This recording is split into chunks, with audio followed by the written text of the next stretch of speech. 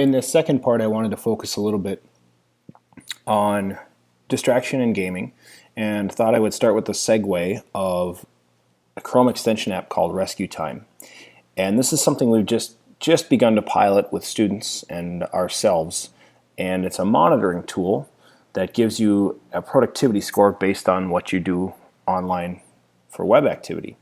And the first, I'll show you a window into a student world here. This is a student at our school, and he is a highly functioning student academically, but also really struggles with distraction. And this is a week, last week, his week was 75% entertainment, so we've got a lot of YouTube. There was some reference and learning going on, which is good. Overall, he received a productivity pulse of 12. If we jumped back to spring break week, his productivity pulse fell off the cliff to a 1. And I think it's, if nothing else, a good audit for students to say, okay, Wednesday I was on my computer for 5 hours. Now, this is an extreme example because, again, it was spring break week. However, if we look forward to that week back, the first week of fourth quarter, he pretty much throughout the school week had 2 hours here of distracting behavior, almost 2 hours here throughout the week. And we can also look at the time when that was distracting, so we can look at the individual window of time, if you will, on a daily level. And that can really help students too to say, you know, what was I doing? This is right over the lunch hour here, and on Sunday.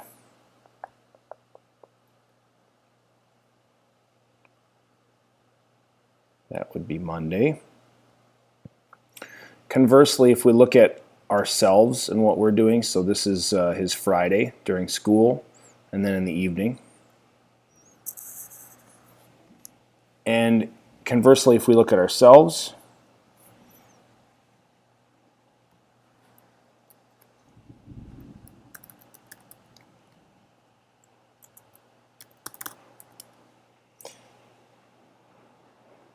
just to give you an idea,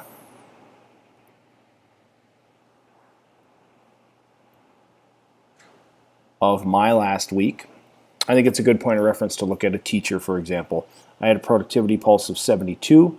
If we look at the sites here, Google Apps, Google Drive, Google Calendar, Schoology, entertainment-wise, YouTube and Vimeo are classified as entertainment, and I'm using that a fair amount for education. I'm posting a lot of videos, etc. So it probably knocks my productivity pulse down a little bit, which I don't like to see, but at any rate, it's not 100. So it's good for kids to know that it's not expected.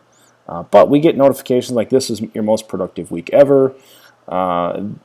It's a possible tool for kids to use. A little bit from my notes on Jane McGonigal. I think the biggest thing here is just the 10 emotions that she identified from gameplay. I've experienced these in Super Mario Brothers, passing level 8-1. We probably all have to some degree. And that's what draws us back to it, and it's what creates that desire to repeat or continue to try. And she really leaned towards actually connecting it with the term grit. And if you've heard the Angela Duckworth presentation on this, the TED Talk, I can see the connection. It's just, it really comes down to the what that they are playing. So a lot of good stuff from her, a lot of positive stuff about gaming, that it can be a very powerful tool, kind of like that technology isn't good or bad, just makes us powerful. I think she also really emphasized that the content mattered, that what you were playing. Is it making you smarter or dumber? Is it exercising your brain or just occupying it?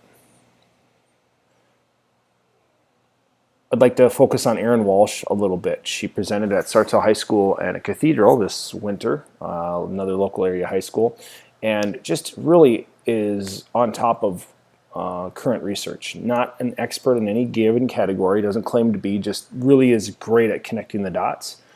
One of the quotes from the evening is something that I have heard about technology itself since I studied it in college, but I don't think it's that well known, and it's also a great saying to use with parents, that we shouldn't just be fighting it or trying to control it. It's a powerful tool. We need to teach students how to use it. And this is a link to her her blog. Can connect you with their world. Nice little article here about some ways to be involved in our students' lives and digitally connect with them. And again, Dr. Dave Walsh has got a whole bunch of resources they present, and if you look at the Wordles here on the side, a lot of what we're talking about here, and some good stuff, great, well-researched material. She presented on the 3 pillars of parenting that have existed for a long time and made those connections to 3 current terms, one of which they've kind of coined, this digital discipline, and I find that one the most intriguing. But digital citizenship we've all heard of, and then digital literacy as well. And we'll focus a little bit more on the digital discipline here. This is Digital Distraction 101. So we've been talking a little bit about how to know if and what kids are doing on their computers if they're not focused on the task at hand. I was just playing a little octagon, play one more round here, and I died. If somebody else were, I would have noticed that somebody was observing me, I could swipe over to the other screen and be doing supposedly legitimate work. One of the first things that students do is set up multiple desktops on their computer. So right now I have this desktop set up. I can open up Octagon, the game here, and I can quickly swipe over. So I think I demonstrated that, and there's multiple ways to do that or play games while being productive. Essentially, kids fool themselves into multitasking. I have some stuff on here in different types of games, like flash games and what they would look like. And there's a third section here on web history. Just show you the same thing. Chrome is going to have more of a history here, and this is today what I've been doing. So. And then the last part of this, I have some actual video footage, which is kind of fun to watch, of students.